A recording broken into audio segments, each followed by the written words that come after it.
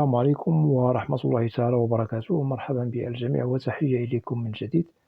برنامج اليوم هو برنامج مهم موجه خاصة للإخوة والأخوات الذين يسألون عن الأمراض التي تمنع حاملوها من الدخول إلى الولايات المتحدة الأمريكية. إذن هناك نقاط مهمة سوف نتطرق لها في البرنامج، ولا بأس إن استفدتم من البرنامج أن تقوموا بمشاركته مع الأصدقاء والأحبة. هذا كله لكي تعم الفائدة، ولا تنسوا أن تشتركوا في القناة. إذن بالنسبة للتساؤل الذي يطرح عن الفحص الطبي والأمراض الممنوعة من دخول أمريكا، نؤكد أولا بالنسبة للفحص الطبي يتم لدى الطبيب المعتمد والتابع للسفارة الأمريكية، ولا يمكن أن يتم الفحص لدى طبيب خارج إطار الطبيب المقبول التابع للسفارة. ونؤكد بأن الفحص الطبي لا يتم إلا عند الطبيب المعتمد لدى السفارة الأمريكية، ليس إلا هذا للتأكيد، لكي يكون في علم الإخوة والأخوات الذين إن شاء الله هم مقبلون على المقابلات والمواعيد لدى السفارات أو القنصليات الأمريكية في بلدكم الأم. إذن بالنسبة للفحص الطبي ضروري ومؤكد أن يتم فقط لدى الطبيب المعتمد لدى السفارة الأمريكية، ولا يقبل منكم أنكم تقومون بإجراء الفحص الطبي لدى طبيب خارج إطار الطبيب المعتمد. هذا للتأكيد. إذن بالنسبة للتأشيرات المعني أصحابها بضرورة القيام بالفحص الطبي هي مختلفة. نؤكد على تأشيرات الهجرة كفيزا القرعة الأمريكية، لم شمل عائلي، وفيزا الأعمال. نزيد على هذا فيزا الزواج وفيزا الخطوبة، والمهاجرين الذين قد نحسبهم من الذين هم طالبو لجوء إنساني بالولايات المتحدة. كل هذه الأنواع من التأشيرات ضروري أن يمر أصحابها بالفحص الطبي، وهو مطلوب ومؤكد. ننتقل إلى الأمراض التي لا تخول لحاملوها أن تمنح لهم الفيزا. وأكيد وزارة الصحة الأمريكية والتي تعنى بالمراكز التابعة لها التي تدخل في صلب الوقاية والحد من الأمراض التي تهدد الصحة الداخلية الأمريكية. هناك أمراض مختلفة محسوبة أكيد، وأسماؤها سوف أقوم بتوضيحها لكم حرفيا. هناك الأمراض المتعلقة بالاضطرابات الجسدية أو العقلية. سنشرح من هو الممنوع من منح التأشيرة له في حالة يعاني هذا المشكل. ننتقل كذلك إلى الأشخاص الذين هم مدمنون على المخدرات، ممكن أنهم يحرموا من الحصول على الفيزا. ننتقل إلى الأمراض التي ضروري أن يوجد لها لقاح، أي ضروري أن نجد الشخص المعني بهذه الأمراض آخذ للقاح مبكر قبل المقابلة وقبل الفحص الطبي أكيد.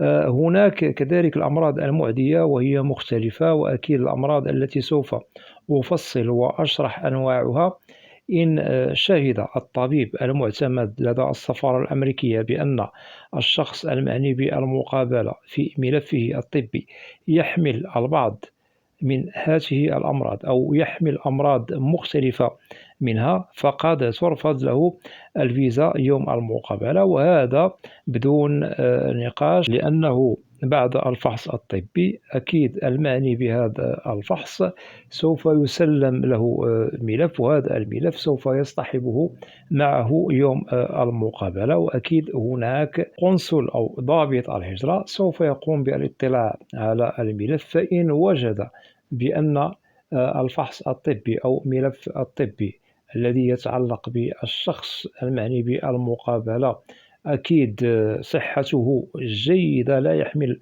مرضا ممنوعا من الدخول إلى الولايات المتحدة، سيتحصل على الفيزا، ليس هناك من مشكل.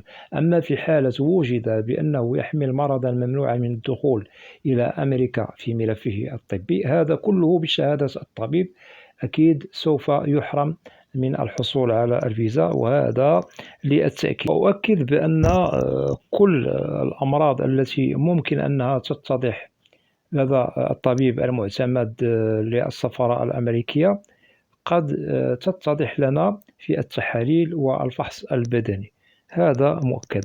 ونؤكد بأن هذه الأمراض والمصنفة بالخطيرة والمتوسطة الخطورة هي في كلتا الحالتان، سواء خطيرة أو متوسطة الخطورة، فإن وُجد المرض لدى المعني بالهجرة أو السفر إلى أمريكا أكيد لن تُمنح له التأشيرة. نعيد هذه النقطة من جديد.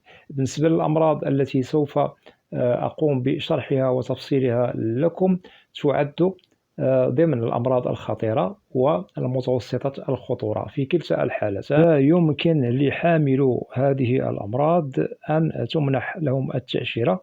لكي أبدأ بالتوضيح المهم للأمراض بالتفصيل. أولا نبدأ بالأمراض التي هي غير مرغوب فيها، كالطاعون والكوليرا والحمى الصفراء، ونزيد على هذه الأمراض التي نصفها على حد الطوارئ العامة والتي تنتقل كالفيروسات مثلا. وأكيد أغلب هذه الأمراض نجدها غالبا في الدول الفقيرة التي بها تفشي هكذا أمراض بين مواطنوها. أكيد هذا يتفشى في أفريقيا، أي بعض البلدان في أفريقيا وفي بعض البلدان في آسيا وقارات أخرى. ونؤكد بأن هذه الأمراض قد تستدعي من قانون الهجرة الأمريكي الحد من دخول الأشخاص الذين يحملون الأمراض التي سبق ذكرها لكم قبل قليل، لأنها أكيد تعد من الأمراض الخطيرة والتي هي معدية. بكم إلى أمراض معدية أخرى كالسل، ونؤكد على السل المعدي. في حالة أن شخص يحمل هذا المرض لن تمنح له التأشيرة. ننتقل لمرض آخر وهو مرض السيلان. هذا المرض ينتقل جنسيا، وفي حالة وجد شخص يعاني من هذا المرض أكيد لن يحصل على التأشيرة. أنتقل بكم إلى مرض الزهري، هو مرض ينتقل كذلك جنسيا، وفي حالة وجد شخصا يحمل هذا المرض أي الزهري فلا يمكنه أن يحصل على الفيزا. وننتقل إلى المرض الآخر وهو مرض الجذام المعدي الذي ينتقل من شخص لآخر. في حالة وجد شخص مريض بهذا المرض أكيد لن تمنح له التأشيرة. أنتقل بكم إلى الأمراض المحسوبة على الصحة العقلية والجسدية، ونؤكد على الذين يعانون من خلل في الصحة العقلية. مثلا قد نجد شخصا غير سوي عقليا قد يهدد نفسه أو غيره تهديد مباشر كالضرب مثلا وإلى غير ذلك، وهذا يعتبر اضطراب سلوكي غير مقبول، ولا تمنح التأشيرة لهذا النوع من الأشخاص المرضى بهكذا نوع من الاضطرابات السلوكية تهدد المجتمع. أما بالنسبة للذي مثلا هو مريض ولكن مرضه ليس كدرجة غير مقبولة في الاضطرابات السلوكية، مثلا نجد شخصا يعالج نفسيا من حالة الاكتئاب العابر أو القلق النفسي إلى غير ذلك. وأكيد الأمراض النفسية هي مختلفة وسوف نجدها مقبولة للأشخاص الذين هم يتداووا أكيد لأجل أخذ أدوية كمعالجة لوقت معين، ثم إن شاء الله يتماثل للشفاء، ليس كالشخص الذي سبق أن ذكرنا وهو مرض عقلي، مرض سلوكي. هذا أكيد يهدد نفسه ويهدد الغير وهو غير مقبول ولا تمنح له التأشيرة. إذن وضحنا بأن الأمراض النفسية هي مختلفة وممكن للمريض بها يوم الموعد والمقابلة ممكن أنه يتحصل على التأشيرة في حالة المرض هو مرض عابر وأكيد يشافى منه وليس هناك من مشكل، وهذا للتأكيد. أنتقل بكم إلى الأشخاص الذين هم مدمنون على الإدمان على المخدرات المختلفة. أكيد الأشخاص المدمنون على عدد من المخدرات الغير مرغوب بتعاطيها أصلا على حسب القانون الأمريكي، أكيد المدمن لن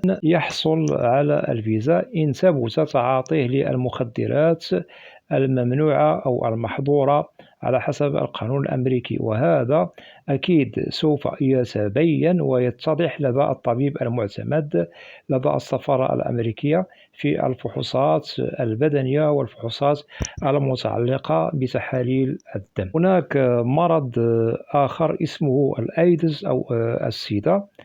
هذا المرض هو غير ممنوع أصحابه من دخول أمريكا، وسوف يطرح التساؤل لماذا؟ لأنه رغم أنه معدي وأكيد كان مدرجا سابقا قبل سنة 2010، أما الآن فهو مرض يعتبر عادي، رغم أننا سنجد بعض الأشخاص يحملونه وقد تمنح لهم الفيزا ويدخلون إلى أمريكا بسلام.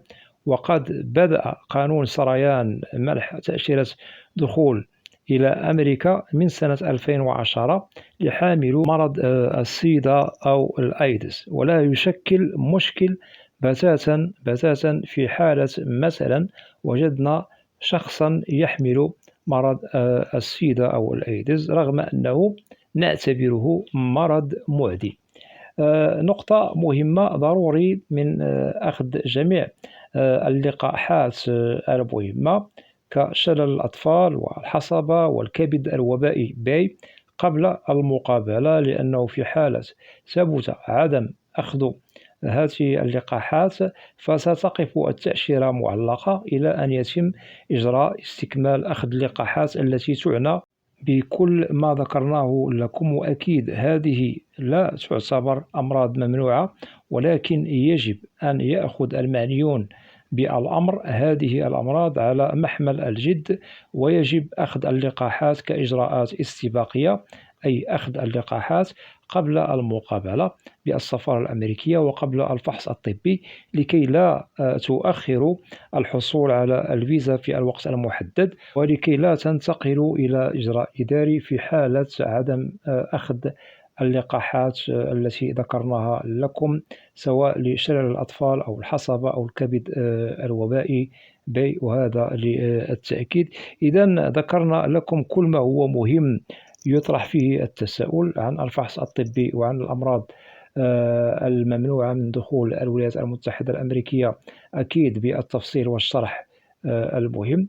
ففي حالة لديكم أسئلة تتعلق ببرنامج اليوم أو أي برنامج في القناة فممكن أن تقوموا بوضع تعاليق كأسئلة، وإن شاء الله ستجدوا الإجابة عبر البرنامج المعروف في القناة، برنامج أسئلة وأجوبة، لأنني لا أستثني منكم أحدا. وأتمنى من الإخوة والأخوات الذين لا زالوا لم يشتركوا في القناة أدعوكم للاشتراك في القناة وتفعيل زر الجرس ليصل إليكم كل جديد. ولا تنسوا أن تدعمونا دائما بلايك لكي ينتشر الفيديو أو البرنامج على نطاق واسع ولكي تعم المعلومة. وأود أن أشكر جزيل الشكر كل الإخوة والأخوات الذين يقومون بوضع تعاليق محترمة. مرحبا بكم جميعا بأسمائكم. وبالنسبة للقناة محتواها كامل وشامل عن الهجرة والمهاجر إلى الولايات المتحدة الأمريكية بشكل عام وكتعريف. وإلى لقاء قريب بإذن الله، والسلام عليكم ورحمة الله تعالى وبركاته.